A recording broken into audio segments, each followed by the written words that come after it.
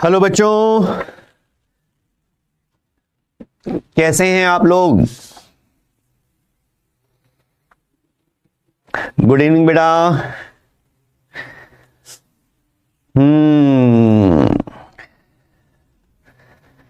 Good. मैं बिल्कुल सही हूं बेटा।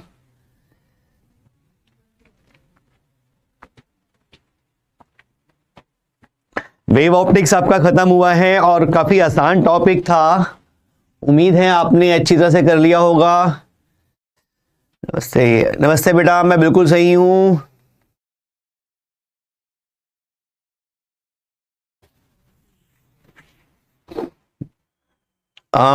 थोड़ी सी तबीयत डाउन हो गई थी, लेकिन अब सही हूं मैं बिल्कुल।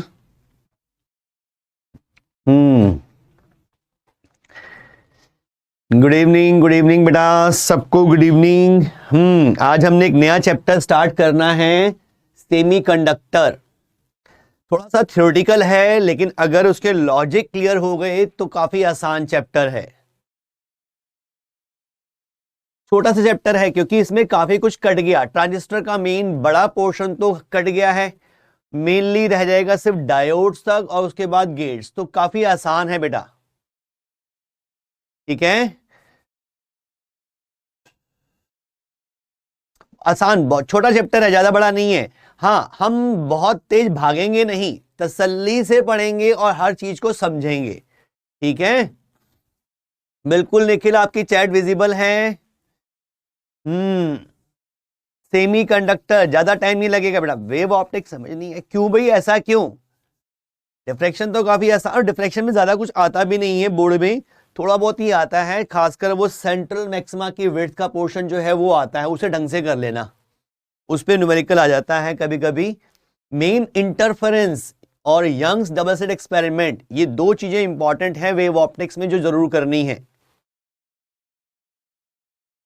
हाँ बेटा, नवनीत करवा दूंगा बेटा, थोड़ा बहुत डिस्कस कर लेंगे उसको भी हम, ठीक है। चलो जी, स्टार्ट करते हैं फिर हम। सेमीकंडक्टर सबसे पहले, बस थ्योरेटिकल चैप्टर है तो थ्योरी आपको समझ में आनी चाहिए। न्यूमेरिकल्स ना के बराबर इसमें से आएंगे, मेनली थ्योरी आएगी, ठीक है। सबसे पहले हम बात करेंगे एनर्जी बैंड की। एनर्जी बैंड्स, पहले तो इस बात समझ लो एनर्जी बैंड का मतलब क्या है।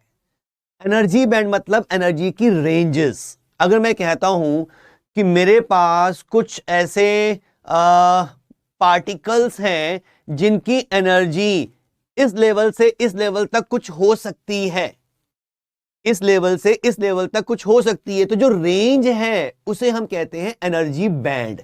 एनर्जी की जो रेंज, मिनिमम से मैक्सिमम तक जो रेंज मिलेगी, दैट इज एनर्जी बैंड, ठीक है।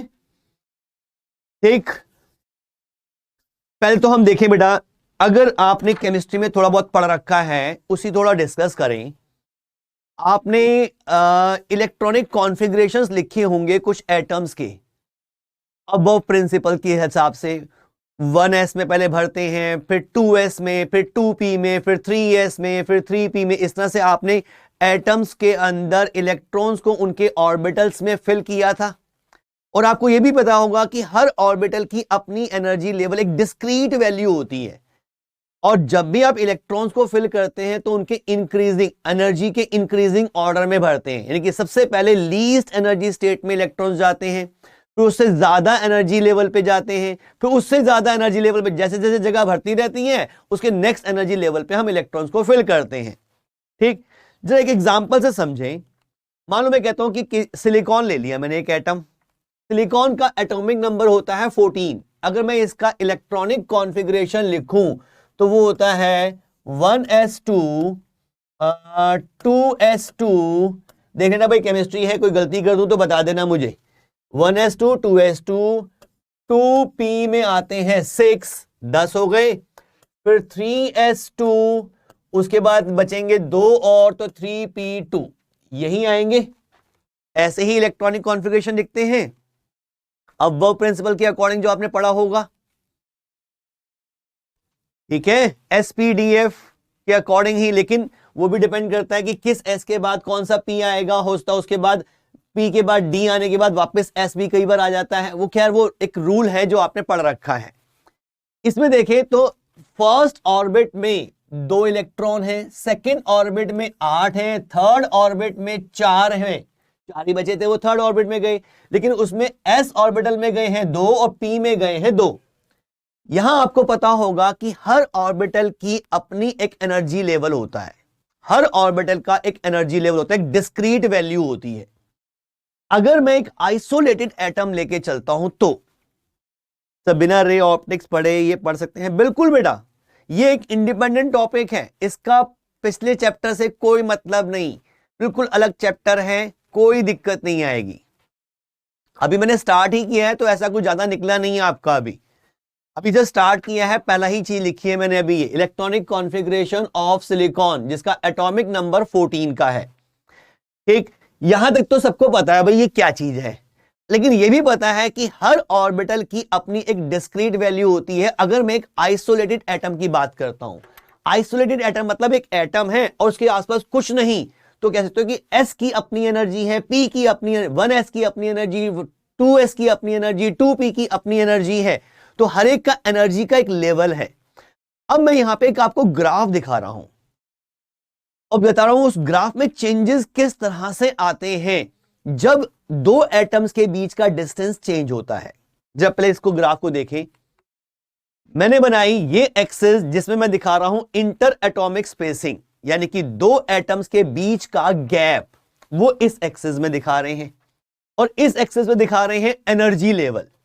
तो अगर मैं बेसिक देखूं, इसी एटम की बात करें हम सिलिकॉन की, तो इसमें मैंने 5 लेवल दिखाए हैं, ये 1 2 3 4 5 लेवल जो मैंने यहां ऊपर लिखे हैं।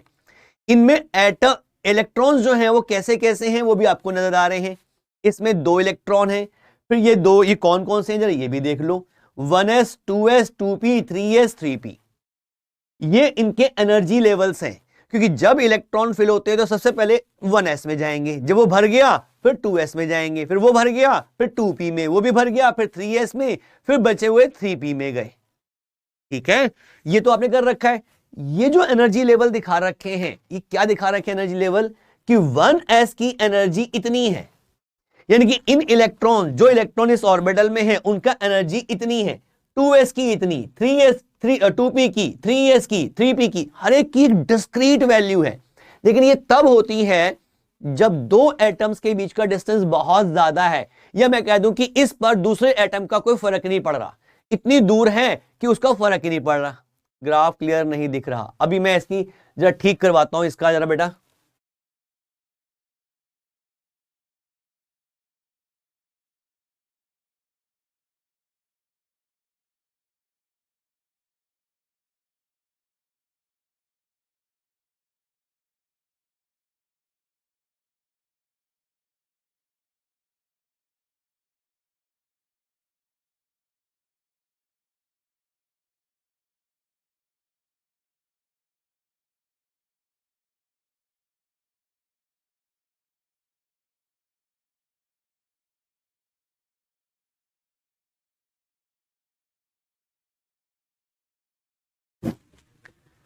बेटा आप नजर आ रहा है क्या?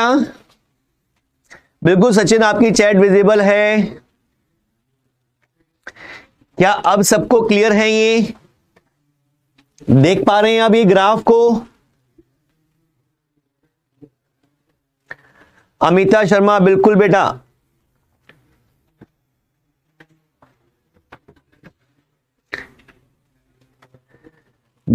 यहां देखो बेटा, हर ऑर्बिटल की अपनी एक एनर्जी लेवल है, एक डिस्क्रीट लेवल, कि भाई 1s का इतना ही, 2s, और ये कब होता है? जब 2 एटम्स के बीच का डिस्टेंस बहुत ज्यादा है, मींस एक एटम का दूसरे एटम पे कोई इफेक्ट नहीं हो रहा। लेकिन एक्चुअल में तो सॉलिड में ऐसा नहीं होता, सॉलिड में तो ऐसा नहीं होता। सॉलिड में एटम्स तो क्लोज क्लोज होते हैं। जब 2 एटम क्लोज आ रहे होते हैं तो एक के इफेक्ट की वजह से दूसरे के, खासकर आउटर मोस्ट शेल में एनर्जीज में चेंजेस आने शुरू हो जाते हैं। वो चेंजेस कैसे आते हैं वो हम इस ग्राफ में सीखेंगे बेटा। ये क्या चीज है? ये तब है जब मैंने एक आइसोलेटेड एटम लिया है, मींस उस एटम पे किसी दूसरे एटम का कोई इफेक्ट नहीं आ पा रहा, वो दूर दूर पड़े हैं, कोई इफेक्ट नहीं आ पा रहा। देखो स्पेसिंग जो है वो ज्यादा ली है मैंने, कम वाली स्पेसिंग में क्या होगा वो हम देखेंगे। इस एक्सिस में दिखाया है इंटर एटॉमिक स्पेसिंग, दो एटम्स के बीच का डिस्टेंस ज्यादा है तो हर एक की अपने अपना एक लेवल है। और इस एक्सिस में दिखा रहा हूं मैं एनर्जी लेवल। तो देख लो, आपको पता है कि 1s की सबसे कम एनर्जी होती है, इस केस में 3p में सबसे ज्यादा होगी। मींस वो इलेक्ट्रॉन जो 3p में है, जो दो इलेक्ट्रॉन 3p में है, उनकी एनर्जी सबसे ज्यादा है। लेकिन जैसे ही हम दो एटम्स को पास लाते हैं, यानी कि एक एटम के पास दूसरा एटम आने लग गया, तो उसके इफेक्ट की वजह से इसके खासकर आउटर मोस्ट शेल पे, इनर वाले पे ज्यादा इफेक्ट नहीं आता, आउटर मोस्ट शेल पे एनर्जीज में कुछ चेंजेस आने शुरू हो जाते हैं। वो चेंजेस कैसे होते हैं जरा उसको विजुलाइज करते हैं। यहां मैंने कुछ स्पेसिंग दिखाई है, डी सी बी ए, ऐसा कुछ बता दिया है, कुछ ऑर्बिट, कुछ ऐसा ग्राफ मिलता है। अब ये ग्राफ क्या कह रहा है जरा इसको समझें। अगर मैं 3s की बात करता हूं, 3s में जो इलेक्ट्रॉन्स थे उनकी एनर्जी या 3s ऑर्बिटल की एनर्जी एग्जैक्टली इतनी थी, एग्जैक्टली इतनी थी। जब दो एटम्स के बीच का डिस्टेंस ये d था, c तक भी ले आए तो भी फर्क नहीं पड़ा। c से और पास अगर लेके आते हैं तो 3s की एनर्जी ही ऐसे टूटनी शुरू हो जाती है। टूटनी इन द सेंस एक रेंज आनी शुरू हो जाती है। मैं इसका एक अच्छा ग्राफ और बना के दिखाता हूं जिससे आपको और क्लियर हो जाएगा।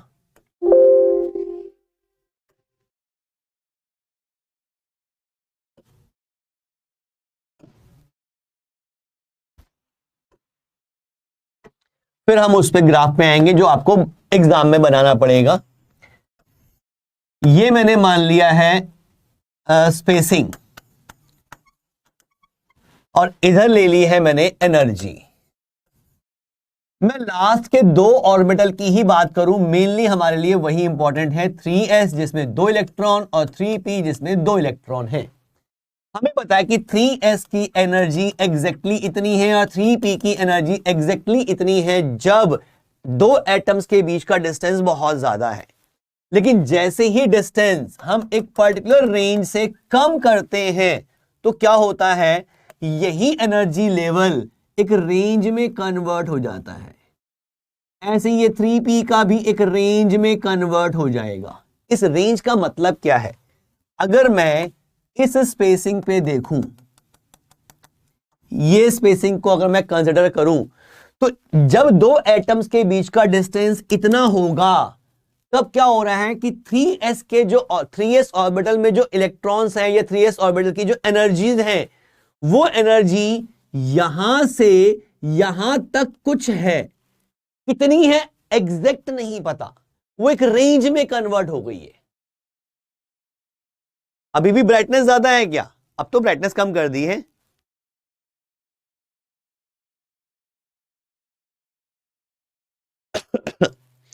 प्रखर बेटा कोई दिक्कत नहीं है, अभी नया चैप्टर स्टार्ट हुआ है तो कोई प्रॉब्लम ही नहीं है, और ये चैप्टर इंडिपेंडेंट है तो पिछले चैप्टर से मतलब नहीं खास, इसमें कोई थोड़ी बहुत नॉलेज, बेसिक नॉलेज तो होनी चाहिए बेटा। धीरेन्द्र बेटा बता दूंगा इसके बारे में कुछ ना कुछ।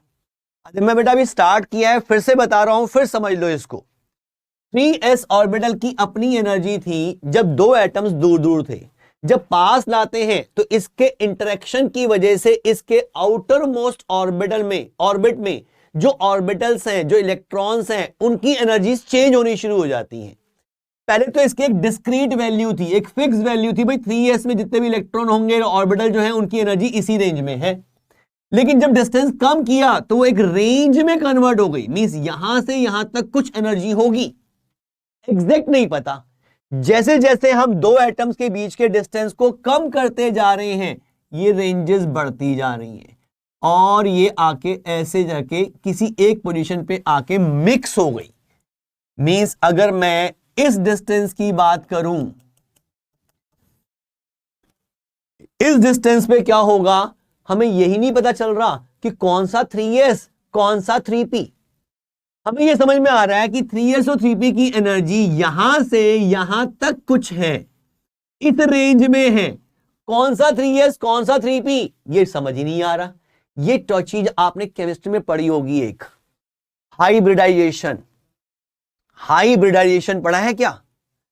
हाइब्रिडाइजेशन में क्या होता है, 3s और 3p के सारे ऑर्बिटल्स जो है वो एक जैसे लेवल पे आ जाते हैं, बिल्कुल एक जैसे सिमिलर हो जाते हैं, तब 3s और 3p को हम डिस्टिंग्विश नहीं कर पाते। ये वही चीज आ रही है बेटा, यानी कि इतना कम डिस्टेंस हो गया कि यहां 3s और 3p की एनर्जी यहां से यहां तक कुछ है, एग्जैक्ट क्या है हमें नहीं पता। यानी कि जितने भी इलेक्ट्रॉन्स होंगे, जितने भी ऑर्बिटल्स हैं, उनकी एनर्जी यहां से यहां तक है। अगर ये गैप हम और कम करते हैं, जो एक्चुअल में सॉलिड में होता है, तो ये रेंजेस तो ऐसे जा रही हैं, इनके बीच में एक गैप क्रिएट होना शुरू हो जाता है। गैप क्रिएट होने का मतलब क्या है कि अगर मैं इस डिस्टेंस की बात करूं, ये डिस्टेंस a मान लेता हूं, अगर दो एटम्स के बीच में ये a डिस्टेंस है, तो उस समय क्या है कि ऑर्बिटल्स की एनर्जी या तो इस रेंज में पाई जा रही है या इस रेंज में, बीच में नहीं आ रही।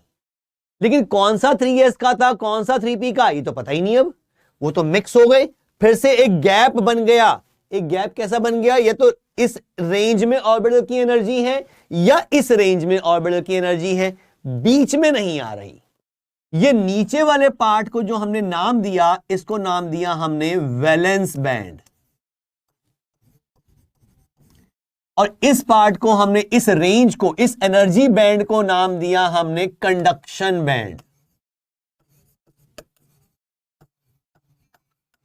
और बीच का जो पोर्शन रह गया ये वाला, इसे कह देते हैं एनर्जी गैप।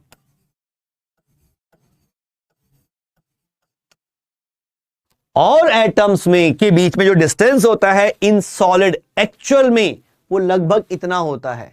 तो जिस डिस्टेंस पर एटम्स हैं किसी सॉलिड के अंदर, उस केस में आउटर मोस्ट शेल के जो ऑर्बिटल्स हैं उनकी एनर्जीज या तो इस रेंज में है या इस रेंज में है, बीच में नहीं है।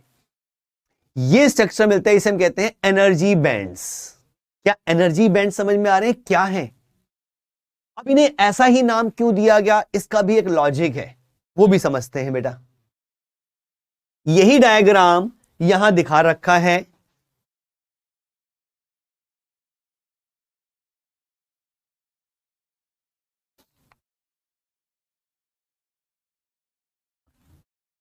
ये डायग्राम, ये जो एनसीईआरटी में बना हुआ है इस टाइप का, यानी कि जिस डिस्टेंस पर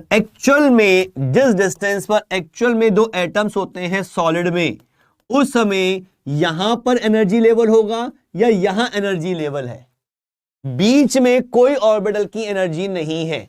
तो इनको जो नाम दिए गए हैं वो क्या नाम है, इतने पार्ट को कहा गया वैलेंस बैंड, इसको कहा गया कंडक्शन बैंड, और बीच में जो गैप है दैट इज एनर्जी गैप और फोरबिडन एनर्जी गैप, इसे कहते हैं एनर्जी गैप और फोरबिडन एनर्जी गैप। तो एनर्जी इंक्रीज हुई तो समझ आएगा, लेकिन एनर्जी डिक्रीज कैसे? एनर्जी इंक्रीज या डिक्रीज नहीं कर रहे हम नहीं कर रहे, वो ऑटोमेटिकली हो रही है। मैं कहता हूं कि एक एटम है, उसके आउटर मोस्ट शेल का एक पर्टिकुलर ऑर्बिटल है, उसकी एनर्जी पहले इतनी थी, जब उसके पास दूसरा एटम आया तो उस ऑर्बिटल की एनर्जी इस रेंज में आ रही है, किसी में इतनी आ रही है, किसी में इतनी आ रही है, किसी में इतनी आ रही है, इस रेंज में आ रही है, एग्जैक्ट नहीं पता चल रहा, वो एक रेंज में कन्वर्ट हो गई। ऐसे ही 3p की एनर्जी भी एक रेंज में कन्वर्ट हो गई दूसरे एटम के पास आने की वजह से, क्योंकि मैं तो एक एटम नहीं ले रहा, मैं तो सभी की चीज देखूंगा। सॉलिड में कितने सारे एटम, बहुत सारे एक साथ क्लोज आएंगे, तो मैं हर एक एटम को देखने की कोशिश कर रहा हूं, भाई इसमें कितनी एनर्जी है, इसमें कितनी है, इसमें कितनी है, अलग अलग देख रहा हूं, तो मुझे सब में अलग अलग मिली, लेकिन एक रेंज में नजर आई कि इस रेंज में है, इसकी इस रेंज में है। डिस्टेंस और कम किया तो वो रेंज जो है वो मिक्स हो गई, यानी कि 3s तो 3p की रेंज ही मिक्स हो गई। अब समझ में आ रहा है कि 3s कौन सा, 3p कौन सा, ये क्लियर नहीं हो रहा, सबकी एनर्जी यहां से यहां तक कहीं है, वो ये वाला पोर्शन बीच का आ गया। कौन सा पोर्शन बीच का आ गया जरा वो भी देख लो, ये वाला पोर्शन, यानी कि सबकी 3s और 3p की एनर्जी यहां से यहां तक कुछ आ रही है, हमने मेजर की यहां से यहां तक आ रही है, लेकिन कौन सा कहां पे पता नहीं चल रहा। कोई 3p यहां पर भी आ रहा है, कोई 3s यहां पर भी आ रहा है, सबकी एनर्जी मिक्स हो गई, एक रेंज में आ गई। जब डिस्टेंस और कम किया तो इनमें गैप आना शुरू हो गया। गैप इन द सेंस या तो एनर्जी लेवल इस रेंज में आ रहा है या एनर्जी लेवल इस रेंज में आ रहा है, इसमें कोई किसी की एनर्जी नहीं आ रही। तो ये बीच के पार्ट को तो हमने कह दिया एनर्जी गैप। यहां पे कोई भी ऑर्बिटल नहीं है, ऑर्बिटल या तो इधर है या इधर है। नीचे वाले को नाम दिया वैलेंस बैंड। क्यों कहा वैलेंस बैंड? क्योंकि मैक्सिमम जो वैलेंस इलेक्ट्रॉन्स थे उनकी एनर्जी इसी रेंज में आ रही है। और इसको नाम दिया कंडक्शन बैंड। इसलिए कहा कि अगर इसमें कोई इलेक्ट्रॉन होता, अगर कंडक्शन बैंड में कोई इलेक्ट्रॉन होता तो वो उसकी एनर्जी इतनी ज्यादा है कि वो लगभग फ्री है मूव करने के लिए, मींस वो इलेक्ट्रिसिटी कंडक्ट करने के लिए फ्री है। तो उस एनर्जी रेंज को, उस एनर्जी बैंड को हमने नाम दे दिया कंडक्शन बैंड। क्या ये बात समझ में आ रही है? तो क्या सर ऐसा 2p 2s 1s में भी होगा? नहीं, देख बेटा अंदर देख, थोड़ा सा चेंज आया, लेकिन अंदर वाले जो है वो बाहर वाले से शील्ड रहते हैं। मेनली इफेक्ट भाई बाहर से कोई भी आके हमला करेगा तो सबसे पहले किस पे इफेक्ट होगा? जो सबसे बाहर, जो फ्रंट पे आ रहा है। जो अंदर छुपा हुआ है उस पर ज्यादा फर्क नहीं पड़ेगा। What is the meaning of semiconductor? अभी बात करेंगे बेटा इसकी भी। देखो आपने इलेक्ट्रोनिक एनर्जी के बारे में पढ़ा होगा। एक एटम पड़ा हुआ है, एक बॉडी पड़ी हुई है, उसके बाद चार्ज है, उसके बाद अपनी कोई एनर्जी है, ठीक। दूसरी कोई चार्ज उसके पास आता है तो उसकी एनर्जी चेंज हो जाती है उसके इफेक्ट की वजह से। वो कैसा इफेक्ट करेगा उसके अकॉर्डिंग उसकी एनर्जी चेंज होगी। तो यहां पे ऐसा ही कुछ हो रहा है। एक एटम अकेला पड़ा हुआ था, अकेला पड़ा तो उसकी एनर्जी ऐसे ऐसे नजर आ रही थी भाई, 1s की एनर्जी इतनी है, 2s की इतनी है, 2p की इतनी, 3s की इतनी, 3p की इतनी। लेकिन जब दूसरा एटम उसके पास आने लगा, अरे उसकी एनर्जी चेंज होनी शुरू हो गई। वो चेंजेस कैसे हो रहे हैं वो इसमें एक्सप्लेन किए गए हैं। Please repeat conduction band. देख बेटा अगर हम कंडक्टर की बात करते हैं तो कंडक्टर में आउटर मोस्ट शेल के कुछ इलेक्ट्रॉन नियरली फ्री होते हैं कि पोटेंशियल डिफरेंस अप्लाई किया वो मूव कर जाते हैं, बाकी नहीं मूव करते, कुछ मूव कर जाते हैं। वो क्यों मूव कर जाते हैं? क्योंकि वो न्यूक्लियस से बहुत लूजली बॉन्ड होते हैं। मतलब उनकी एनर्जी इतनी ज्यादा होती है कि जरा सा पोटेंशियल डिफरेंस दिया वो भाग जाएंगे, ठीक। यानी कि उनकी एनर्जी जिस रेंज में आ रही है उसको हम नाम दे रहे हैं कंडक्शन बैंड। यानी कि अगर इस बैंड में, इस बैंड का मतलब क्या है? एनर्जी की एक रेंज। अगर कोई इलेक्ट्रॉन इस रेंज में होता, कोई इलेक्ट्रॉन की एनर्जी, अगर किसी इलेक्ट्रॉन की एनर्जी इस रेंज में है तो इसका मतलब वो लगभग फ्री है मूव करने के लिए। आप पोटेंशियल डिफरेंस अप्लाई करो वो मूव कर जाएगा, मींस करंट पास हो जाएगी। इसका मतलब इस रेंज में जितने भी एनर्जीज होंगी वो उन इलेक्ट्रॉन्स की है जो इलेक्ट्रिसिटी कंडक्ट करने में हेल्प कर सकते हैं, इसलिए इसका नाम हमने दे दिया कंडक्शन बैंड। क्या ये बात क्लियर? नहीं बेटा डेरिवेशन नहीं है, सिर्फ एक्सप्लेनेशन है, सिर्फ एक्सप्लेनेशन है। और ये एक्सप्लेनेशन आज तक तो आई नहीं है, लेकिन इस पे बेस्ड कंडक्टर, सेमीकंडक्टर और इंसुलेटर को डिस्टिंग्विश करना ये एग्जाम में आया हुआ है, और वो कैसे करते हैं वो मैं बताऊंगा आपको। लेकिन ये जनरल थ्योरी है, जनरल एनर्जी बैंड थ्योरी जिसे हम कहते हैं, कि एनर्जी बैंड्स बन कैसे रहे हैं किसी सॉलिड के अंदर, ये बताया गया है। क्या ये अभी आपको क्लियर है? बीच में गैप क्यों आता है, ये क्यों का रीजन तो किसी के पास नहीं है, ये ऑब्जर्वेशन है कि भाई ऐसा हुआ, देखा, उसको एक नाम दे दिया कि भाई पहले 3s की एनर्जी यहां थी, 3p की यहां थी, डिस्टेंस कम किया वो एक रेंज में कन्वर्ट होनी शुरू हो गई कि 3s की एनर्जी सिर्फ इतनी ना होकर यहां से यहां तक हो गई, 3p की एनर्जी यहां से यहां तक हो गई, और डिस्टेंस कम किया और गैप कम किया उनके बीच में, तो ये मिक्स हो गई। अब समझ में आ रहा है कि यहां से यहां तक कुछ 3s और 3p की एनर्जी है, कौन सा 3s कौन सा 3p पता ही चल रहा, सब मिक्स हो गए, हाइब्रिडाइजेशन हो गया, और नजदीक लेके आ रहे हैं तो एक गैप नजर आना शुरू हो गया। मींस हमने सब ऑर्बिटल की एनर्जी चेक की, वो ऑर्बिटल की एनर्जी या तो इस रेंज में आ रही है या इस रेंज में आ रही है, बीच में नहीं आ रही कोई भी, तो उसको हमने नाम दे दिया energy gap, forbidden energy gap. नीचे वाले को नाम दे दिया वैलेंस बैंड। क्यों नाम दे दिया वैलेंस बैंड? क्योंकि इस एनर्जी रेंज में जितने भी वैलेंस इलेक्ट्रॉन्स हैं उनकी एनर्जी इसी रेंज में आ रही है, और इसे नाम दिया कंडक्शन बैंड कि अगर इसमें इलेक्ट्रॉन हो तो वो लगभग फ्री है मूव करने के लिए।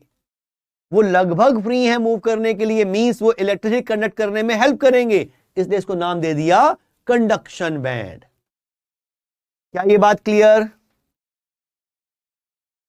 एसआई के अलावा एन एग्जाम, ये तो हमने जनरल एसआई का लिया है, लेकिन मटेरियल टू मटेरियल इसमें चेंजेस आएंगे। अभी हम वही डिस्कस करेंगे कि कंडक्टर में क्या होता है, सेमीकंडक्टर में क्या होता है। ये तो एक सेमीकंडक्टर है, सिलिकॉन, ठीक।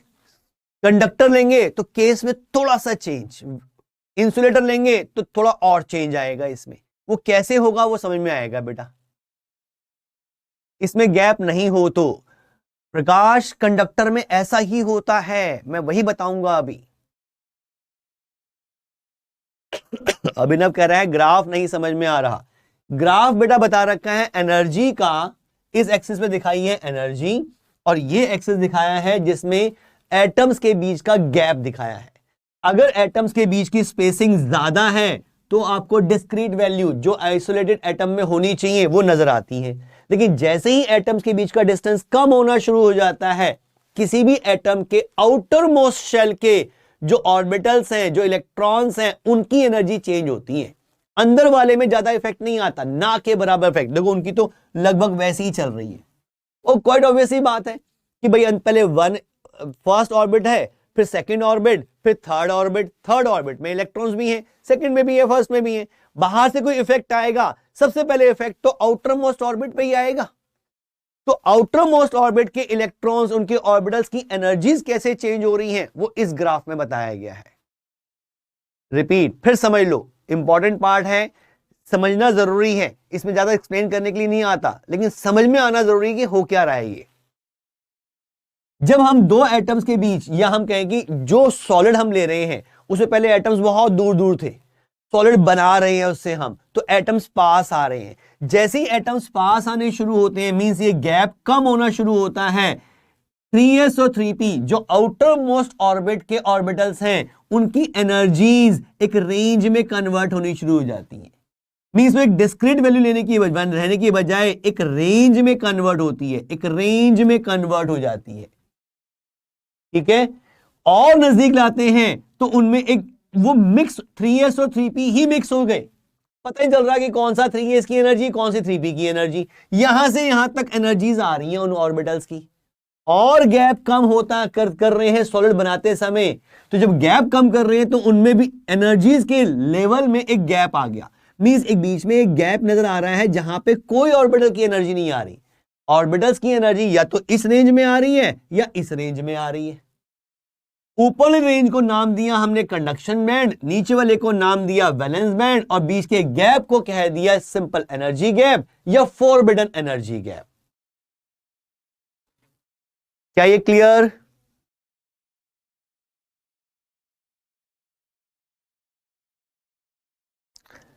अमन ये क्या लिखा है समझ ही नहीं आ रहा मुझे तो। कौन टाइप कर रहा है? कीबोर्ड के गलत हाथ में पहुंच गया क्या?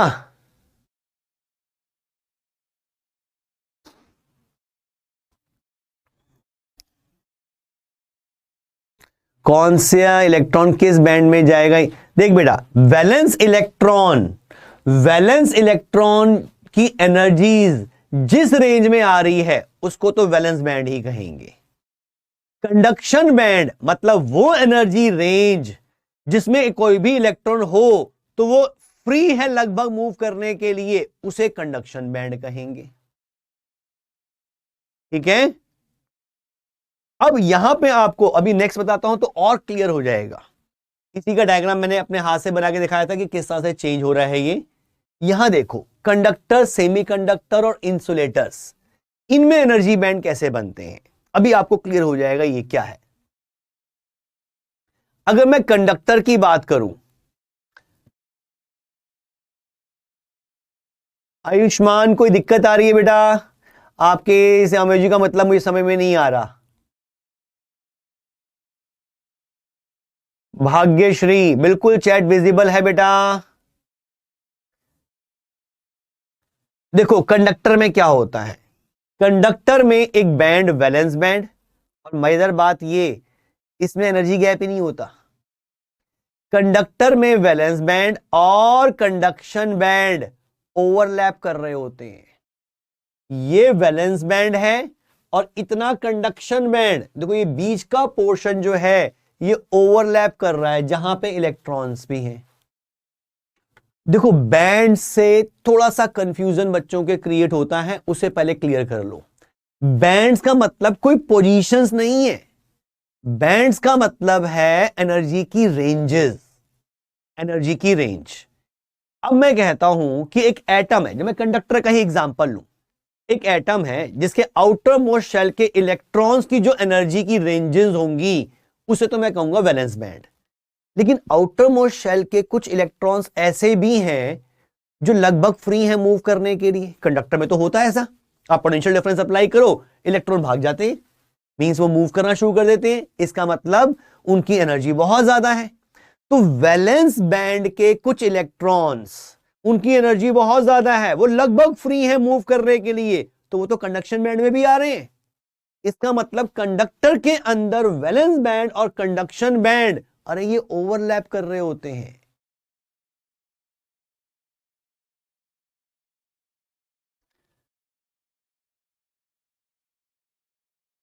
सर अगर गैप भी की बिल्कुल कम कर दें तो दोनों फिर से एक से जैसे, हम गैप कम नहीं कर सकते, जो होगा वो हम ड्रॉ करेंगे। और कंडक्टर में ऐसा होता है, कंडक्टर में तो गैप ही नहीं आता। अगर कंडक्टर के केस में हम एनर्जी बैंड बनाएं तो वो ऐसे बनते हैं, वो गैप बनता ही नहीं है। मींस वैलेंस बैंड और कंडक्शन बैंड जो हमने नाम दिया, हम कहते हैं कि वो ओवरलैप कर रहे हैं, कि वैलेंस बैंड में जो इलेक्ट्रॉन्स हैं वो कुछ इलेक्ट्रॉन्स कंडक्शन बैंड में भी आ रहे हैं। ठीक, हम कंडक्टर में इस तरह की पिक्चर शो करते हैं। यहां पे इस तरह से दिखाते हैं हम लेवल्स कंडक्शन बैंड के, और नीचे दिखा देता हूं मैं ब्लू कलर से, यहां पर ये वाला पार्ट जो है दिस इज वैलेंस बैंड, और इसमें जो लेवल्स हैं उसमें इलेक्ट्रॉन्स आ रहे हैं। तो वैलेंस बैंड के कुछ इलेक्ट्रॉन्स कंडक्शन बैंड में भी आ रहे हैं, यानी कि कंडक्टर के अंदर वैलेंस बैंड और कंडक्शन बैंड ओवरलैप कर रहे होते हैं। सर वो सर तो वो मिक्स हो जाएगा, मिक्स वो अलग ही नहीं होता, कंडक्टर में वो अलग ही नहीं होता। कंडक्टर में देखोगे वैलेंस इलेक्ट्रॉन्स की एनर्जी इस रेंज में आ रही है, तो वैलेंस इलेक्ट्रॉन की एनर्जी जिस रेंज में आ रही है उसको तुमने वैलेंस बैंड कह दिया।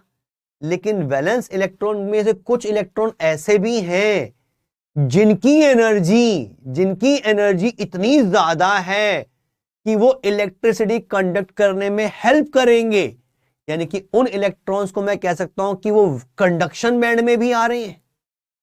इसका तो कुछ इलेक्ट्रॉन वैलेंस बैंड के, कुछ इलेक्ट्रॉन कंडक्शन बैंड में भी हैं।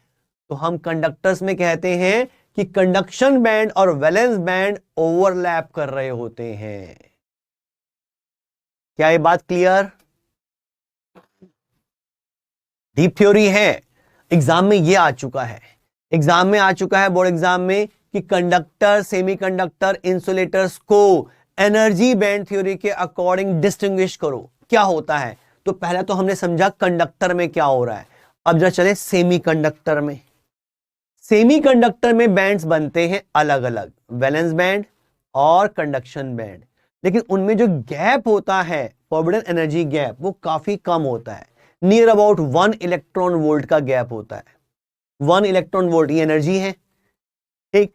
और आप ये देखेंगे दो में, सिलिकॉन में और जर्मेनियम में देखें तो सिलिकॉन में 1.1 इलेक्ट्रॉन वोल्ट का एनर्जी गैप है और जर्मेनियम में 0.74 इलेक्ट्रॉन वोल्ट का एनर्जी गैप आता है। यानी कि आता है गैप, कम आता है। लेकिन अगर मैं इंसुलेटर की बात करूं तो इंसुलेटर में ये एनर्जी गैप बड़ा होता है, अप्रोक्सीमेटली 6 इलेक्ट्रॉन वोल्ट का, अप्रोक्सीमेटली 6 इलेक्ट्रॉन वोल्ट का। This is reason for good conductivity of metal. बिल्कुल बेटा, यही रीजन है कंडक्टर की गुड कंडक्टिविटी का। कंडक्टर क्यों कर रहा है electricity conduct? Normal room temperature में भी कर रहा है। क्यों? क्योंकि वैलेंस इलेक्ट्रॉन, वैलेंस इलेक्ट्रॉन में कुछ इलेक्ट्रॉन ऐसे भी हैं जिनकी एनर्जी बहुत ज्यादा है, पोटेंशियल डिफरेंस अप्लाई करो वो तो मूव कर जाएंगे, मींस उनकी एनर्जी कंडक्शन बैंड में भी आ रही है। बैंड, बैंड से मत ध्यान रखना पोजीशन नहीं है, बैंड का मतलब है एनर्जी की रेंज, कि यहां से यहां तक की एनर्जी है, यहां से ये येलो वाली जो बनाई है यहां से यहां तक की किसी इलेक्ट्रॉन की एनर्जी है तो वो आराम से मूव कर जाएगा पोटेंशियल डिफरेंस अप्लाई करते ही। और अगर ये ब्लू वाला देखें तो जितने भी वैलेंस इलेक्ट्रॉन की एनर्जीज की रेंज जो आ रही है भाई यहां से यहां तक वैलेंस इलेक्ट्रॉन की एनर्जी है, तो उसे हमने नाम दिया है वैलेंस बैंड। कंडक्टर के केस में वैलेंस बैंड और कंडक्शन बैंड ओवरलैप करते हैं। सेमीकंडक्टर के केस में गैप होता है, थोड़ा सा गैप, अप्रोक्सीमेटली 1 इलेक्ट्रॉन वोल्ट का। इंसुलेटर में गैप बहुत ज्यादा होता है। ठीक, आयुषी बेटा कंडक्शन बैंड और वैलेंस बैंड ओवरलैप कैसे हो रहे हैं ये समझ नहीं आ रहा, फिर समझ ले। पहले तो देख वैलेंस बैंड कहा किसको गया। वैलेंस बैंड मतलब एनर्जी की रेंज। हमने एक सिंपल सा देख, एक एटम है उसके वैलेंस इलेक्ट्रॉन्स है, जैसे अभी सिलिकॉन का एग्जांपल लिया था, ऐसी कोई और एटम ले लेता हूं, कंडक्टर का कोई ले लेता हूं। कंडक्टर के वैलेंस बैंड में, या वैलेंस बैंड कह रहा हूं, वैलेंस इलेक्ट्रॉन्स जो हैं, आउटर मोस्ट शेल के जो इलेक्ट्रॉन्स हैं या ऑर्बिटल्स हैं, उनकी एनर्जीज मैंने देखी। वो सारी एनर्जी जो है यहां से यहां तक है, कोई भी नाम दे देते हैं, 1 इलेक्ट्रॉन वोल्ट से 5 इलेक्ट्रॉन वोल्ट की रेंज में है। मान लो किसी एटम के आउटर मोस्ट शेल के इलेक्ट्रॉन्स की एनर्जी इस रेंज में आ रही है, तो इस रेंज को मैंने नाम दे दिया वैलेंस बैंड। वैलेंस बैंड क्या, क्लियर? आउटर मोस्ट शेल के इलेक्ट्रॉन्स की एनर्जीज जिस रेंजेस में है उसको कह दिया वैलेंस बैंड। कुछ इलेक्ट्रॉन्स ऐसे ऐसे आ रहे हैं इसमें, कुछ की एनर्जी इसने यहां पर है 1 के पास, कुछ की यहां पे है, कुछ की यहां पे है, कुछ की यहां पे है, कुछ की यहां पे है, इस रेंज में आ रही है, इसको नाम दे दिया वैलेंस बैंड। अब कंडक्शन बैंड किसे कहा? कंडक्शन बैंड कहा कि भाई वो इलेक्ट्रॉन जो नियरली फ्री होते हैं। मान लो फ्री होने के लिए, मैं एग्जैक्ट डाटा पे मत जाना है इस पे, मैं एग्जांपल से बता रहा हूं। मान लो फ्री इलेक्ट्रॉन हम उसके कहते हैं कि जो इजीली मूव कर जाए, और अगर मैं एक पोटेंशियल डिफरेंस अप्लाई कर रहा हूं और एक इलेक्ट्रॉन मूव कर पा रहा है, वो तब मूव कर पा रहा है जब उसकी एनर्जी सपोज 6 इलेक्ट्रॉन वोल्ट की होती है। सपोज 6 इलेक्ट्रॉन वोल्ट की होती है, तो मैं कहूंगा भाई 6 इलेक्ट्रॉन वोल्ट से ऊपर यहां तक कुछ आ रहे हैं ऑर्बिटल्स, ये सपोज 10 इलेक्ट्रॉन वोल्ट तक आ रहा है। इसमें अगर कोई इलेक्ट्रॉन है तो वो आराम से मूव कर जाएगा अगर हम पोटेंशियल डिफरेंस अप्लाई करें। यानी कि ये इस रेंज में 6 इलेक्ट्रॉन वोल्ट से 10 इलेक्ट्रॉन वोल्ट की जो रेंज है, एनर्जी की जो रेंज है, इस रेंज में किसी की भी इलेक्ट्रॉन एनर्जी है, किसी भी इलेक्ट्रॉन की एनर्जी है, तो वो फ्री है मूव करने के लिए, मींस वो इलेक्ट्रिसिटी कंडक्ट करने में हेल्प कर सकता है। इसको नाम दे दिया कंडक्शन बैंड। कंडक्शन बैंड तो हमने उसको दे दिया। अब यहां पे वैलेंस बैंड, ये कंडक्शन बैंड, वैलेंस बैंड खत्म हो रहा है 5 इलेक्ट्रॉन वोल्ट पे और कंडक्शन बैंड स्टार्ट हो रहा है 6 इलेक्ट्रॉन वोल्ट से, यानी कि इनके बीच में एक गैप नजर आ रहा है। लेकिन अगर मैं कंडक्टर का केस देखूं, अब मुझे पता है कि 6 इलेक्ट्रॉन वोल्ट से 10 इलेक्ट्रॉन वोल्ट, इस रेंज में अगर कोई भी इलेक्ट्रॉन आता है जिसे मैं कंडक्शन बैंड कह रहा हूं, तो उस बैंड में कोई भी इलेक्ट्रॉन आता है तो वो लगभग फ्री है मूव करने के लिए। मैंने कंडक्टर लिया, कंडक्टर के वैलेंस इलेक्ट्रॉन्स की एनर्जी चेक करनी शुरू की। कंडक्टर के वैलेंस इलेक्ट्रॉन की एनर्जी, कंडक्टर के वैलेंस इलेक्ट्रॉन की एनर्जी जिस रेंज में भी आएगी उसको वैलेंस बैंड कहेंगे। वैलेंस बैंड नाम इसलिए दिया है कि वैलेंस इलेक्ट्रॉन्स की जो एनर्जी की रेंज आ रही है दैट इज वैलेंस बैंड। ठीक, अब मैंने चेक किया कि भाई उनकी एनर्जी कितनी आ रही है, तो एक रेंज मिली, वो रेंज मिली सपोज 3 इलेक्ट्रॉन वोल्ट से 7 इलेक्ट्रॉन वोल्ट। यानी कि एक कंडक्टर के आउटर मोस्ट शेल में जो इलेक्ट्रॉन्स हैं उनकी एनर्जी 3 इलेक्ट्रॉन वोल्ट से 7 इलेक्ट्रॉन वोल्ट है, लेकिन 6 से ऊपर जो भी हैं वो तो लगभग फ्री है मूव करने के लिए, मींस वो इलेक्ट्रिसिटी कंडक्ट करने में हेल्प करेंगे। तो अगर मैं इस एक्सिस में एनर्जी दिखा रहा हूं तो 7 इलेक्ट्रॉन वोल्ट तो इससे ऊपर ही दिखाऊंगा, 6 से ऊपर, यानी कि इलेक्ट्रॉन्स की एनर्जी ऐसे ऐसे ऐसे ऐसे कहीं पर आ रही होगी यहां तक। इसी बैंड को तो मैं नाम दे रहा हूं वैलेंस बैंड। तो कंडक्टर में देखा भाई वैलेंस बैंड इतना आ रहा है और कंडक्शन बैंड इतना होता है, इसका मतलब यहां तो कुछ ओवरलैपिंग हो रही है। इसका तो कुछ इलेक्ट्रॉन ऐसे हैं जो एक्चुअल में वैलेंस इलेक्ट्रॉन है। वैलेंस इलेक्ट्रॉन है तो उनकी एनर्जी रेंज तो वैलेंस बैंड में होगी, लेकिन उनकी एनर्जी इतनी ज्यादा है कि वो कंडक्शन में हेल्प करेंगे, तो वो इलेक्ट्रॉन कंडक्शन बैंड में भी आ गए। इसका मतलब कंडक्टर में वैलेंस बैंड और कंडक्शन बैंड ओवरलैप करता है। क्या अब क्लियर हुआ?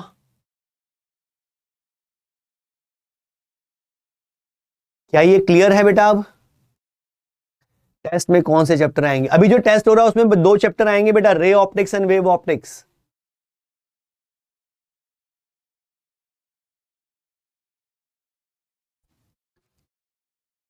अभिनव नहीं बेटा, जो छोटा होता है वो वैलेंस बैंड है, ऐसा नहीं। वैलेंस इलेक्ट्रॉन्स की एनर्जी की जो रेंज है, वैलेंस इलेक्ट्रॉन की, वैलेंस इलेक्ट्रॉन जितने भी हैं किसी एटम के, valence electron means outermost shell के जितने इलेक्ट्रॉन्स है सबकी एनर्जी निकाल लो, कितनी कितनी कितनी कितनी एनर्जी आ रही है। देखो जी वो कहां से कहां तक वेरी कर रही है, दैट इज वैलेंस बैंड। क्या ये बात clear? This show that semiconductor has good conductivity then conductor. नहीं बेटा, सेमीकंडक्टर में गुड कंडक्टिविटी कैसे हो जाएगी? अरे कंडक्टर के अंदर तो ऑलरेडी इलेक्ट्रॉन्स हैं जो इलेक्ट्रिसिटी कंडक्ट कर देंगे।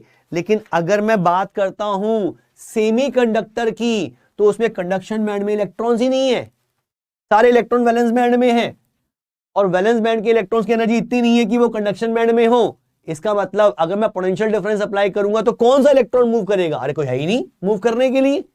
तो इसकी कंडक्टिविटी इससे अच्छी हुई या खराब हुई?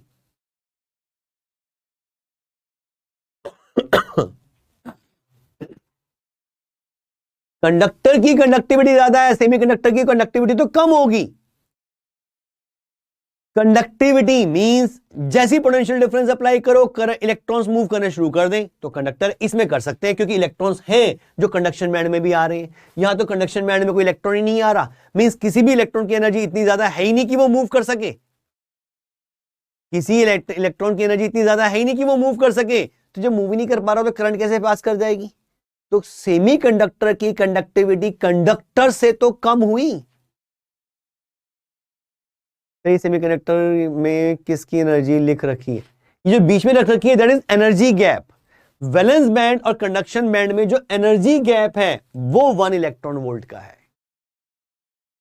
और इंसुलेटर में ये एनर्जी गैप और भी ज्यादा होता है। अब सोचो जरा, कंडक्टर में तो पोटेंशियल डिफरेंस अप्लाई करो, ऑलरेडी इलेक्ट्रॉन्स हैं, पोटेंशियल डिफरेंस दिया, वो फ्री है मूव करने के लिए, पोटेंशियल डिफरेंस की वजह से इलेक्ट्रिक फील्ड आई, उसे फोर्स लगा, इलेक्ट्रॉन मूव कर गए, ठीक। लेकिन सेमीकंडक्टर और इंसुलेटर में तो इलेक्ट्रॉन फ्री नहीं है, तो क्या करें भाई?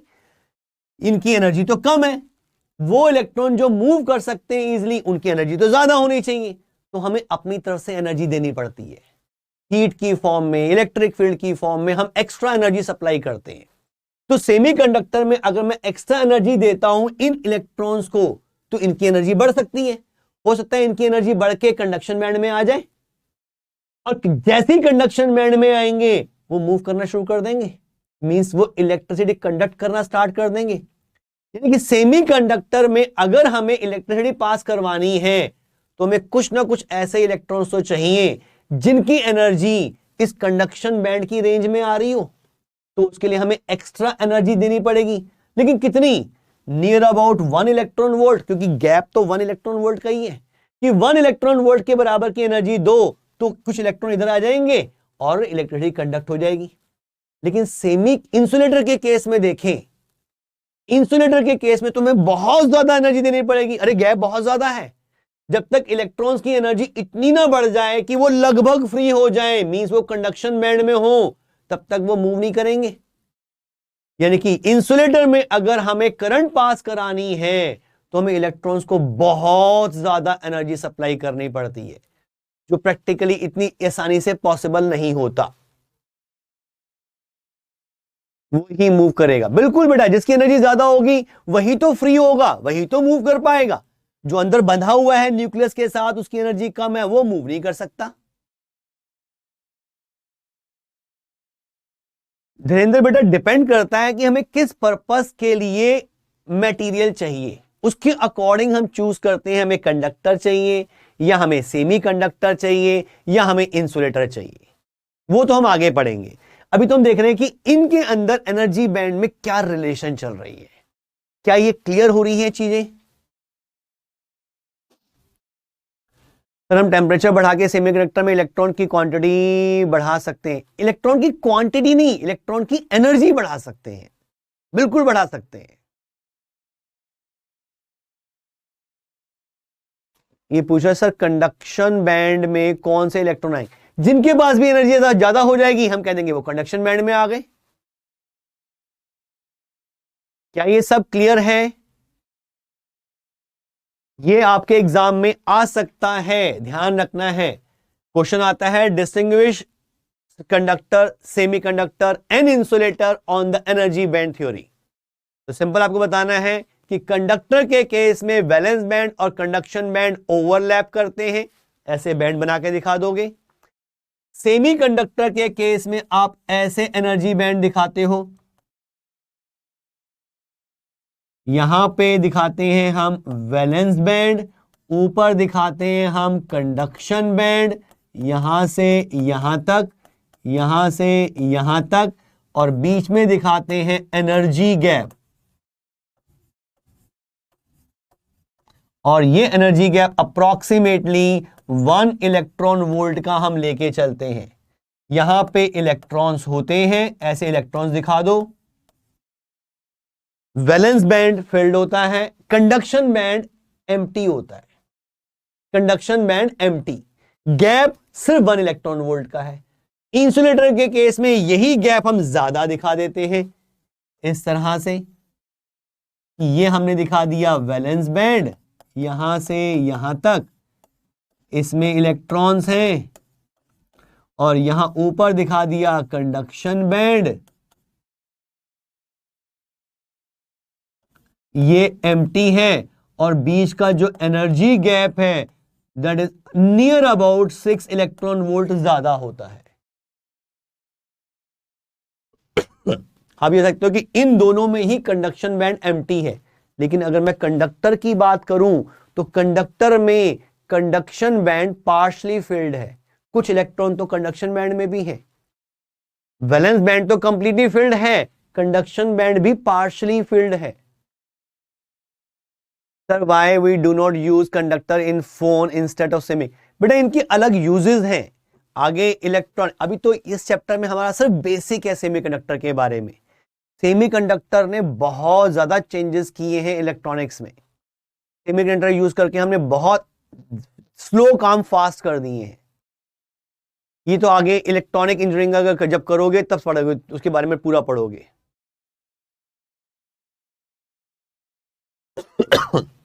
क्या ये एनर्जी बैंड थ्योरी क्लियर है सबको?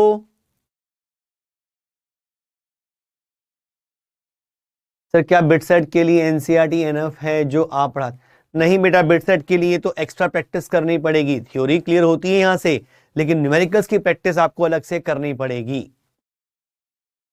हम तो अभी सीबीएसई के बारे में पढ़ रहे हैं सब कुछ। कितने एनर्जी में इलेक्ट्रॉन कंडक्शन बैंड में मूव कर जाएंगे? देख बेटा, अगर मैं सेमीकंडक्टर की बात करूं तो extra energy 1 electron volt, 1.5 electron volt से आप इजीली इलेक्ट्रॉन की एनर्जी इतनी बढ़ा सकते हो कि वो कंडक्शन बैंड में आ जाए। लेकिन इंसुलेटर के केस में तो बहुत ज्यादा एनर्जी देनी पड़ेगी, क्योंकि एनर्जी गैप बहुत ज्यादा है। आउटर मोस्ट शेल के जो इलेक्ट्रॉन्स हैं उनकी एनर्जी इस रेंज में आ रही है, और कंडक्शन के लिए इतनी ज्यादा एनर्जी चाहिए। गैप 6 इलेक्ट्रॉन वोल्ट या उससे ज्यादा है, इसका मतलब यहां पे ज्यादा एनर्जी देनी पड़ेगी, यहां कम एनर्जी देके भी काम चल जाएगा।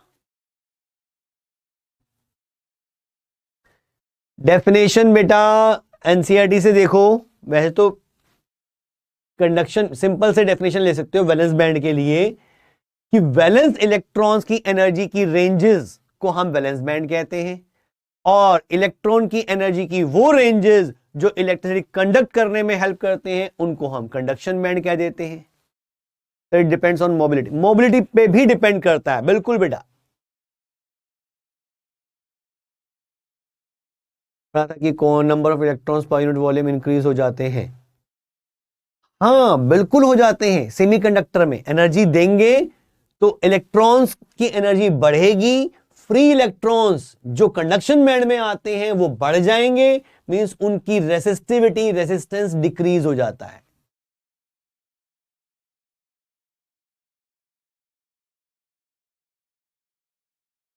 सर कंडक्शन बैंड में वो ही इलेक्ट्रॉन आएंगे जो न्यूक्लियस से रिलीज हो सकते हैं या मूव कर, जो एटम से रिलीज हो सकते हैं। न्यूक्लियस मत कहो, प्रथम एटम्स कहो। बिल्कुल बिल्कुल, एटम से जो रिलीज हो सकते हैं उनकी एनर्जी लेवल जो है वो कंडक्शन बैंड में होती है। बिल्कुल सही समझ रहे हो बेटा। वो इलेक्ट्रॉन्स जिनकी एनर्जी इतनी ज्यादा है कि वो आराम से एटम से अलग हो सकते हैं और मूव कर सकते हैं, वो एनर्जी रेंज जो है उसको कंडक्शन बैंड कहा गया है।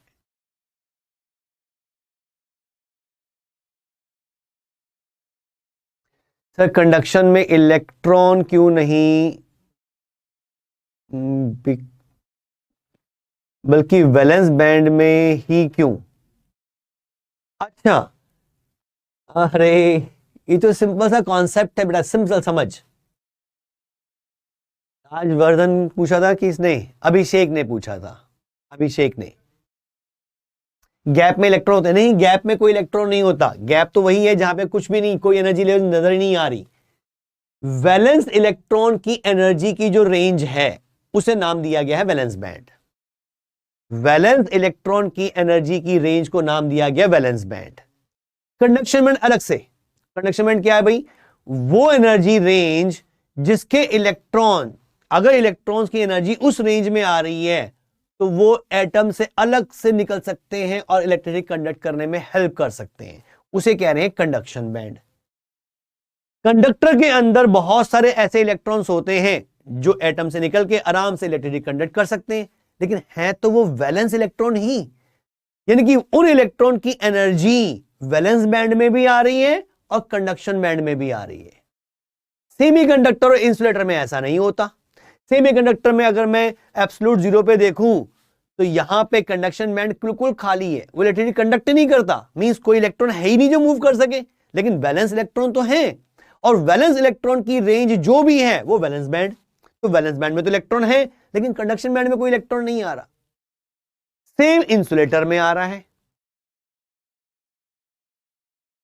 तो वैलेंस बैंड में कौन से इलेक्ट्रॉन आ गए? अरे अभिनव, वैलेंस इलेक्ट्रॉन, हर एटम के आउटर मोस्ट शेल में कुछ ना कुछ इलेक्ट्रॉन तो होंगे।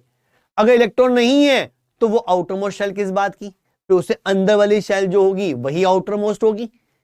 हर एटम के आउटर मोस्ट शेल में कुछ ना कुछ इलेक्ट्रॉन तो होंगे। उन इलेक्ट्रॉन की एनर्जी की जो रेंज आ रही है उसी को तो वैलेंस बैंड कहा है।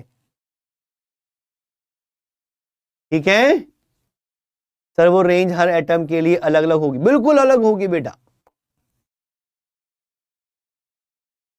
आइसोलेटेड एटम के लिए ये बैंड सब वैलिड नहीं। नहीं बेटा, आइसोलेटेड एटम की तो हम बात ही नहीं कर रहे, हम तो सॉलिड की बात कर रहे हैं। अब जब सॉलिड बनता है तो एटम्स तो बहुत क्लोज आते हैं, तो उनके बीच का गैप तो कम हो चुका होता है। उनके आउटर मोस्ट शेल या बाकी आउटर मोस्ट शेल में जो इलेक्ट्रॉन्स हैं उनकी एनर्जी ऑलरेडी चेंज हो चुकी है, उन्हीं के बारे में डिस्कस कर रहे हैं। बहुत बढ़िया बेटा। चलो, ये आपके एग्जाम में आ सकता है। फिर मैं एक चीज बात कहूंगा, इसका कंफ्यूजन दूर होना चाहिए आपके दिमाग से।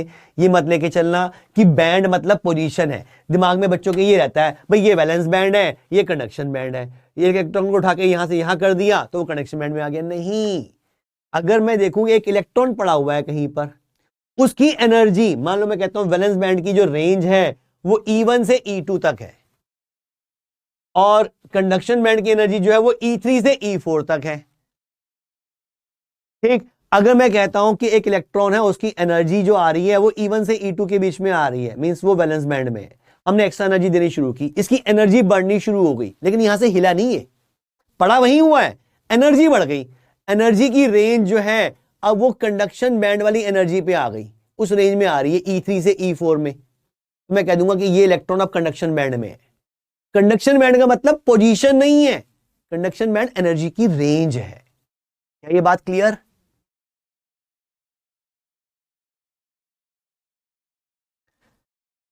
अमिता बेटा ये तो मैं सिर्फ बेसिक थ्योरी बता रहा हूं, आईआईटी के लिए इस थ्योरी से, हाँ सेमी कंडक्टर टॉपिक है तो चलेगा, लेकिन इससे पहले जो चैप्टर्स किए हैं ray optics, wave optics, IIT के लिए तो और भी बहुत कुछ एक्स्ट्रा करना पड़ता है बेटा। सेमीकंडक्टर और इंसुलेटर में इलेक्ट्रिसिटी कंडक्ट नहीं होगी, बिल्कुल नहीं होगी, जब तक कंडक्शन बैंड में इलेक्ट्रॉन्स नहीं आएंगे। जब तक कंडक्शन बैंड में इलेक्ट्रॉन्स नहीं आएंगे इलेक्ट्रिसिटी कंडक्ट कैसे कर देगा? फ्री नहीं है कोई। एनर्जी दो, इतनी एनर्जी दो कि उन इलेक्ट्रॉन की एनर्जी इतनी ज्यादा बढ़ जाए कि उनकी एनर्जी जो है इस रेंजेस में आनी शुरू हो जाए, तो मैं कह दूंगा कि इलेक्ट्रिसिटी कंडक्ट करेगा।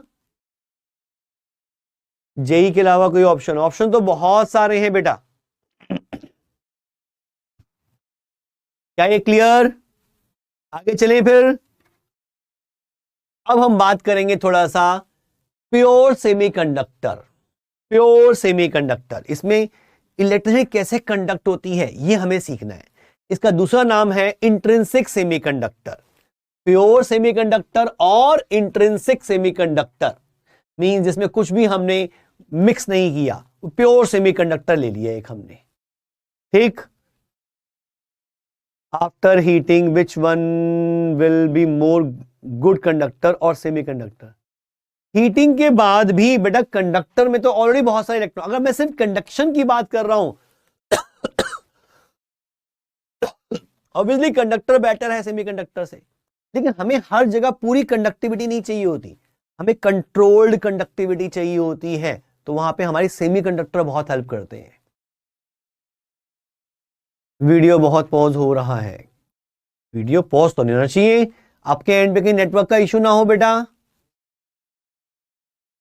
चलो पहले इंट्रिंसिक और प्योर सेमीकंडक्टर की बात करते हैं। देखें बेटा एक चीज, मैंने यहां पे कुछ एटम्स दिखाए हैं। जर्मेनियम सेमीकंडक्टर है, एक टेट्रावेलेंट होता है, इसके इलेक्ट्रॉन्स जो बॉन्डिंग कर चुके हैं और ऐसे कुछ बॉन्ड्स बने हुए हैं, कोवलेंट बॉन्ड बने हुए हैं, इलेक्ट्रॉन सब बंधे हुए हैं, कोई फ्री नहीं है मूव करने के लिए। जितने भी ये वैलेंस, हम वैलेंस इलेक्ट्रॉन ही दिखाते हैं बॉन्डिंग में, तो जितने भी ये वैलेंस इलेक्ट्रॉन्स हैं उन्होंने बॉन्डिंग कर रखी है। बिल्कुल बेटा पहले से बेटर है, गले में थोड़ी सी खराश वगैरह रह गई, बाकी सब ठीक है। एटम के लिए उसकी एनर्जी रेंज को कंडक्शन बैंड कैसे निकालेंगे? हमें निकालना नहीं है, हमें इसे बताना है वो रेंज कितनी होगी, क्या एग्जैक्ट है, ये आगे जाके रिसर्च वाला काम तब करना बेटा। ये हमने लिए जर्मेनियम के एटम्स और उनकी कोवलेंट बॉन्ड्स दिखा रखे हैं, ठीक। अब ध्यान से देखना है इसमें क्या होगा। ये प्योर सेमीकंडक्टर है, कोई मिक्सिंग नहीं, सारे जर्मेनियम के एटम्स, ठीक। हमने इसको हीट सप्लाई की, जैसी एनर्जी सप्लाई की एक इलेक्ट्रॉन की एनर्जी बढ़ गई, एनर्जी बढ़ी, वो अपनी जगह से छोड़ के निकल गया, वो तो फ्री हो गया मूव करने के लिए। मान लो उसने अपनी जगह छोड़ दी, ये एक फ्री इलेक्ट्रॉन आ गया, जिस जगह को ये छोड़कर आया हम कह सकते हैं वहां पर एक इलेक्ट्रॉन की डेफिशिएंसी हो गई है। भाई मैंने एनर्जी दी, इलेक्ट्रॉन था, आउटर मोस्ट शेल का इलेक्ट्रॉन था, मींस वैलेंस बैंड में था, वो एनर्जी एक्स्ट्रा दे दी तो उसकी एनर्जी बढ़ गई, एनर्जी बढ़ गई, उसकी एनर्जी सपोज कंडक्शन बैंड में आ गई, उसकी एनर्जी कंडक्शन बैंड में आ गई तो फ्री है मूव करने के लिए, वो मूव करके बाहर आ गया। जब वो बाहर आ गया तो जिस पोजीशन को वो छोड़ के आया मैं कह सकता हूं कि वहां पर एक इलेक्ट्रॉन की डेफिशिएंसी हो गई है, उसको हमने नाम दे दिया होल। क्या नाम दे दिया? होल। अब होल वर्ड जब लिखा होता है थोड़ा ध्यान रखना, होल का मतलब नहीं है कि वहां पे गड्ढा हो गया, एक्चुअल में कोई गड्ढा नहीं हुआ। प्रतिमा बेटा सेमीकंडक्टर बहुत जगह यूज होते हैं, ये चिप्स वगैरह जो बनती हैं, चिप बनती हैं जो सारी, वो सारे उसमें सेमीकंडक्टर यूज होते हैं, आपके कैलकुलेटर में यूज होते हैं, डिस्प्ले के लिए सेमीकंडक्टर यूज करते हैं, बहुत सारी जगह हम सेमीकंडक्टर यूज करते हैं अब तो।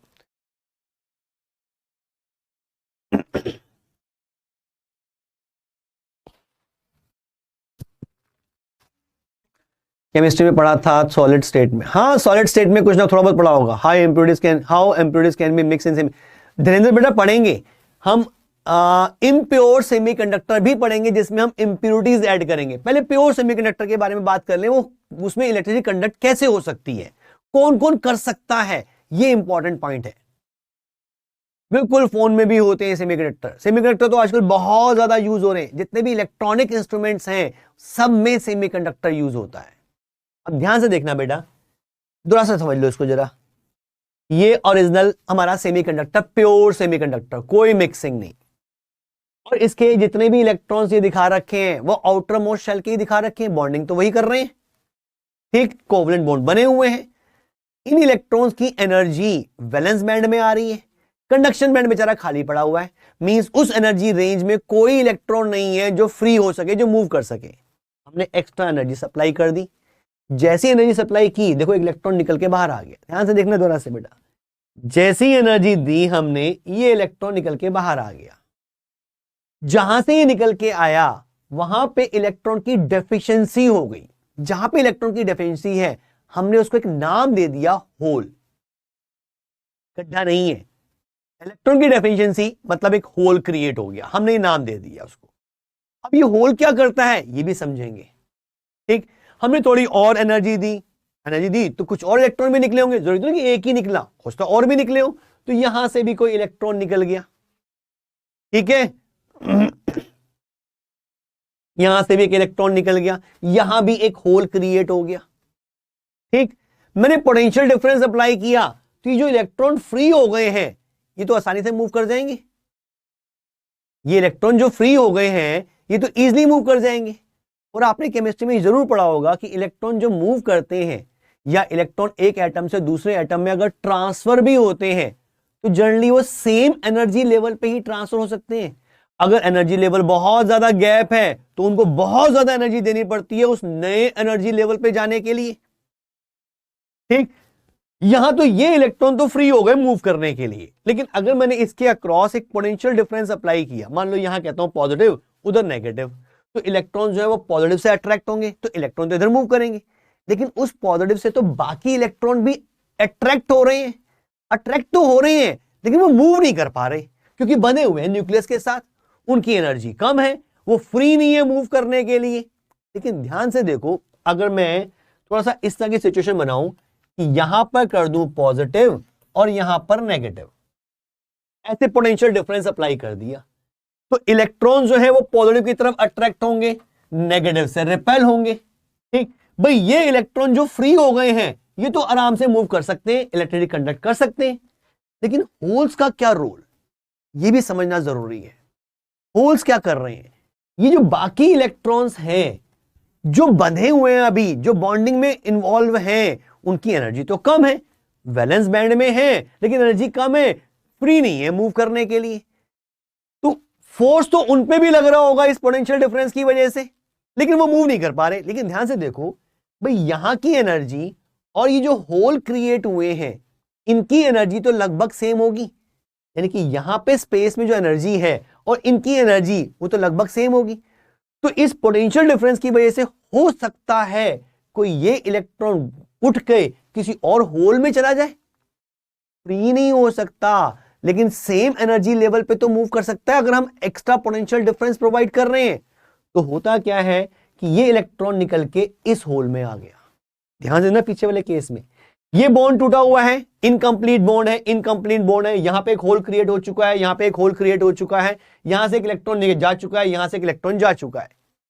पोटेंशियल डिफरेंस अप्लाई करने की वजह से यहां का एक इलेक्ट्रॉन एनर्जी कम थी, फ्री नहीं हो पा रहा, लेकिन दूसरा एक एनर्जी स्टेट नजर आ रहा है जिसका एनर्जी लेवल इसी के बराबर था, तो वो यहां से निकलकर यहां चला गया, यहां का बॉन्ड टूट गया और उधर का जुड़ गया। अगर मैं ऑन द होल देखूं, हुआ क्या, होल यहां था, होल यहां था और थोड़ी देर में देखा इलेक्ट्रॉन वहां गया तो होल यहां आ गया। यानी कि इलेक्ट्रॉन्स तो इधर की तरफ जा रहे हैं, पॉजिटिव टर्मिनल की तरफ, लेकिन होल जो हैं वो नेगेटिव टर्मिनल की तरफ जा रहे हैं। यानी कि अगर मैं एक ऐसा स्ट्रक्चर लेकर चलूं बनाऊं कहां पर भाई, एक साइड में बना देता हूं कि अगर मेरे पास कुछ ऐसे एनर्जी बैंड्स बने हुए हैं, नीचे है वैलेंस बैंड और ऊपर है कंडक्शन बैंड। वैलेंस बैंड में इलेक्ट्रॉन्स थे, वैलेंस बैंड में इलेक्ट्रॉन्स थे और साथ में अब क्या हुआ भाई, होल्स भी क्रिएट हो गए। ये कुछ होल्स क्रिएट हुए जो, वो भी तो वैलेंस बैंड में ही है, बॉन्डिंग वाले पार्ट में जहां से इलेक्ट्रॉन निकल गया। तो यहां पे कुछ होल्स क्रिएट हो गए, कुछ इलेक्ट्रॉन्स हैं और कुछ इलेक्ट्रॉन कंडक्शन बैंड में आ गए। ये कंडक्शन बैंड में कौन से इलेक्ट्रॉन हुए, जो फ्री हो गए। कंडक्शन बैंड में अगर इलेक्ट्रॉन्स हैं, इसका तो इलेक्ट्रिसिटी तो पास हो जाएगी, वो इलेक्ट्रॉन हेल्प कर देंगे। लेकिन ये जो वैलेंस बैंड के होल्स हैं, वैलेंस बैंड के जो होल्स हैं, ये भी तो इलेक्ट्रिसिटी कंडक्ट करने में हेल्प कर रहे हैं। किस तरह से, वो अभी आपको क्लियर हो गया था। यहां होल था, इलेक्ट्रॉन यहां था, पोटेंशियल डिफरेंस दिया, अरे ये इलेक्ट्रॉन फ्री नहीं हो सकता तो वहां तो मूव कर सकता है, जब वहां गया तो होल यहां आ गया, इसका मतलब चार्ज तो फ्लो कर रहा है, होल्स की हेल्प से भी तो चार्ज फ्लो कर रहा है। यानी कि कोई भी मटेरियल इलेक्ट्रिसिटी कब कंडक्ट कर सकता है, दो रीजन हो सकते हैं, उनमें से कोई एक भी हो जाए हमारा काम हो जाएगा। क्या क्या चीजें, या तो कंडक्शन बैंड में इलेक्ट्रॉन्स हो, अगर कंडक्शन बैंड में इलेक्ट्रॉन्स हैं तो वो मटेरियल इजीली इलेक्ट्रिसिटी कंडक्ट कर देगा, या फिर वैलेंस बैंड में अगर होल्स हुए, वो भी तो इलेक्ट्रिसिटी कंडक्ट करने में हेल्प कर रहे हैं। होल्स बेटा मैं तो कुछ दिखा रहा हूं यहां पर, दीपक यहां तो मैं कुछ दिखा रहा हूं, बहुत सारे हो सकते हैं।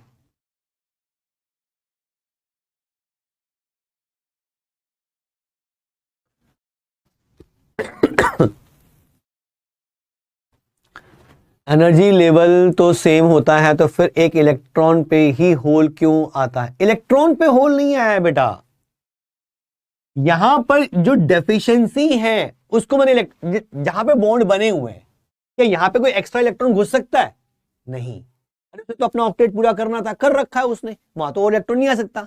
जहां पे इलेक्ट्रॉन की डेफिशिएंसी है, जहां पे इलेक्ट्रॉन की डेफिशिएंसी है वहीं तो कोई नया इलेक्ट्रॉन आ सकता है, जगह तो उतनी ही है, उतना ही ऑक्टेट ही तो पूरा करना है उसको।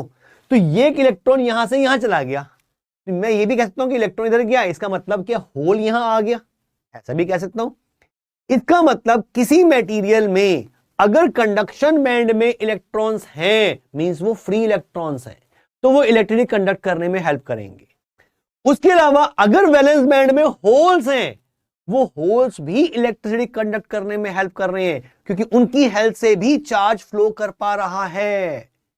क्या ये दोनों रीजन क्लियर?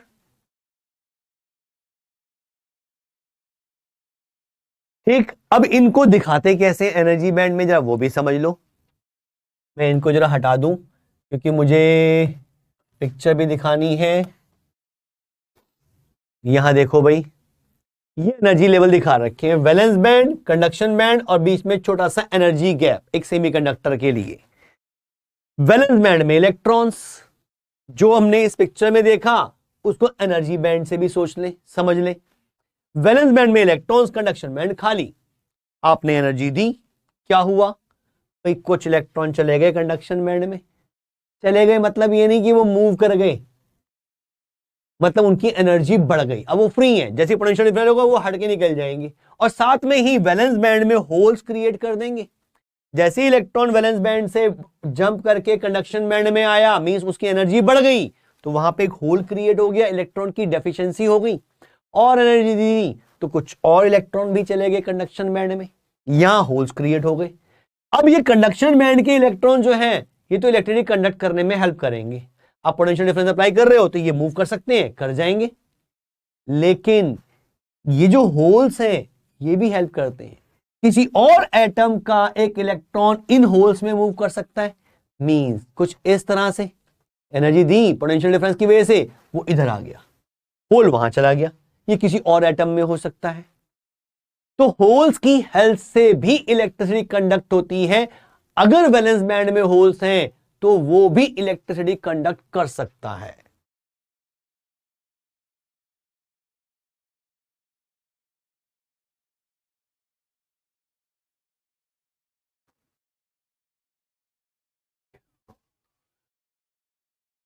तो बैटरी में क्या होता है कार्य? बैटरी अलग चीज है बेटा, ये तो सेम ही हो गया।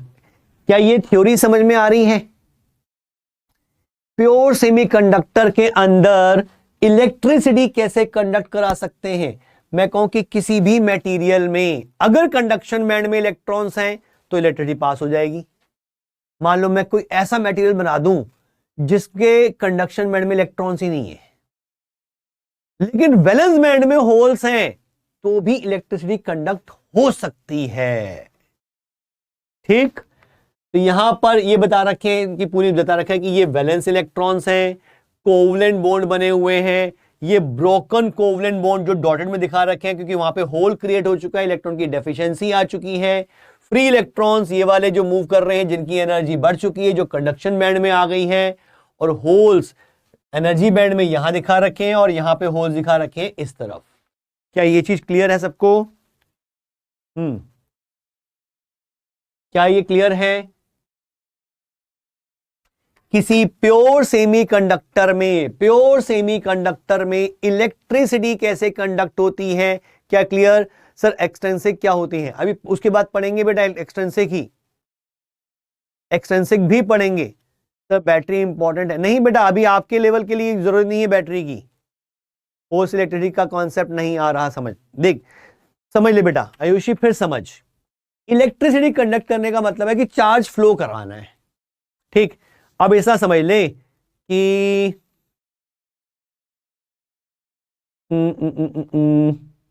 चलो एक और एग्जांपल दिमाग में आया है जो उससे समझते हैं। देखो भाई, मान लो यहां पर पानी भरा हुआ है,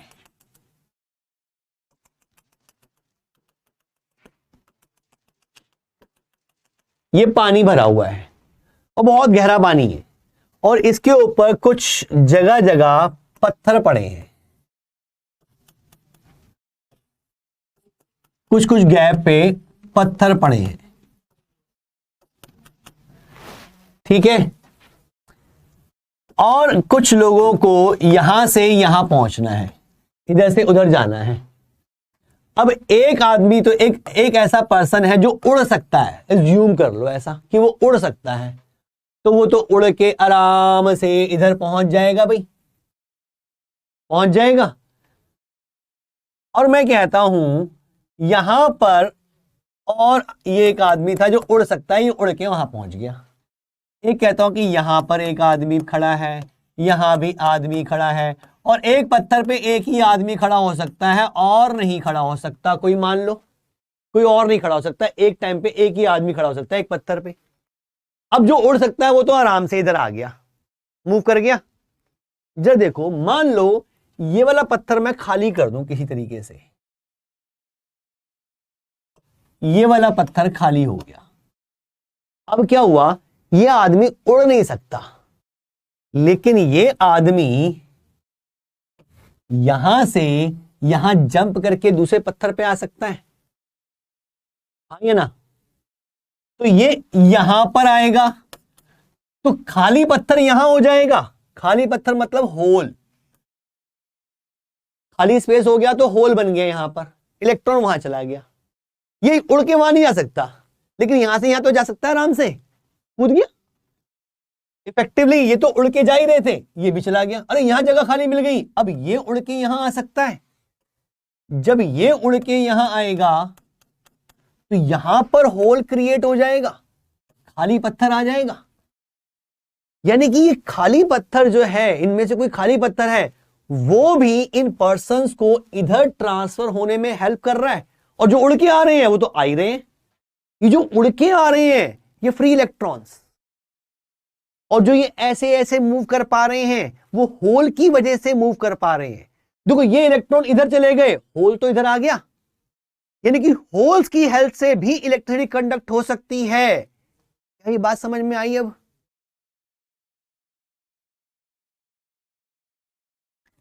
क्या अब क्लियर है?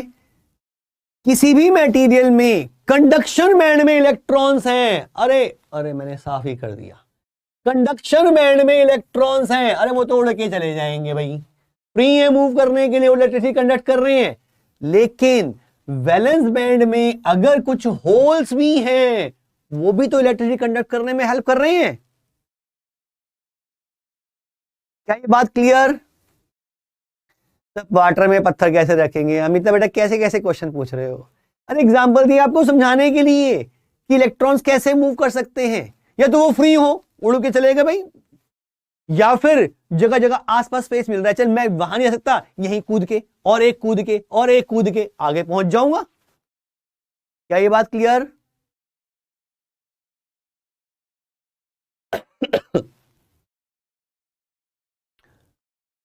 इस चैप्टर को बेटा एनसीईआरटी से जरूर पढ़ना है, इस चैप्टर की एनसीईआरटी से रीडिंग जरूर करनी है, बहुत इंपॉर्टेंट है। जितना मैं पढ़ा रहा हूं उसको एनसीईआरटी से पढ़कर नोट्स बनाने हैं। एनसीईआरटी की लैंग्वेज ही आपके एग्जाम में जानी चाहिए। क्या पढ़ना क्लियर हो गया अब? कि प्योर सेमीकंडक्टर में इलेक्ट्रिसिटी कैसे पास हो सकती है, या मैं कहूं कि किसी में भी ऐसा हो सकता है। कोई भी मटेरियल ले लो, चाहे वो सेमीकंडक्टर ना हो, अगर मैं उसमें फ्री इलेक्ट्रॉन बना सकता हूं, मींस कंडक्शन बैंड में इलेक्ट्रॉन बना सकता हूं, तो इलेक्ट्रिसिटी कंडक्ट कर देगा। या फिर मैं वैलेंस बैंड में होल्स क्रिएट कर सकता हूं, तो भी वो इलेक्ट्रिसिटी कंडक्ट कर देगा। सेमीकंडक्टर में ये काम करना आसान होता है क्योंकि गैप छोटा सा है, थोड़ी सी एनर्जी दो, इलेक्ट्रॉन की एनर्जी बढ़ गई, वो कंडक्शन बैंड में आ गई, और कंडक्शन बैंड में आए तो यहां पे होल्स क्रिएट हो गए ना, तो ये होल्स भी इलेक्ट्रिसिटी कंडक्ट करने में हेल्प कर रहे हैं, और ये फ्री इलेक्ट्रॉन भी इलेक्ट्रिसिटी कंडक्ट करने में हेल्प कर रहे हैं। क्या ये बात क्लियर? युवराज बेटा मैं ऐसे बनाऊंगा नहीं, आपसे डिस्कस करूंगा टॉपिक, ये खत्म करने के बाद मैं डिस्कस कर लूंगा, ठीक है? चलो आज के लिए इतना ही, आराम से तसल्ली से पढ़ेंगे, चीजों को समझ के आगे बढ़ेंगे। अगर समझ में आ गई फिर लिखने में कोई परेशानी नहीं होती, समझ में आना जरूरी है। ठीक प्रतिमा बेटा, सही एग्जांपल है।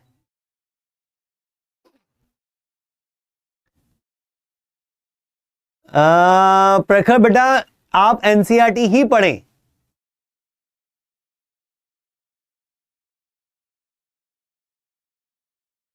ठीक है?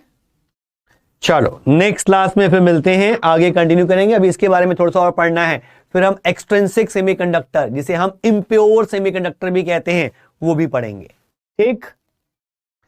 चलो जी मिलते हैं फिर नेक्स्ट क्लास में आपसे बेटा, बाय बेटा।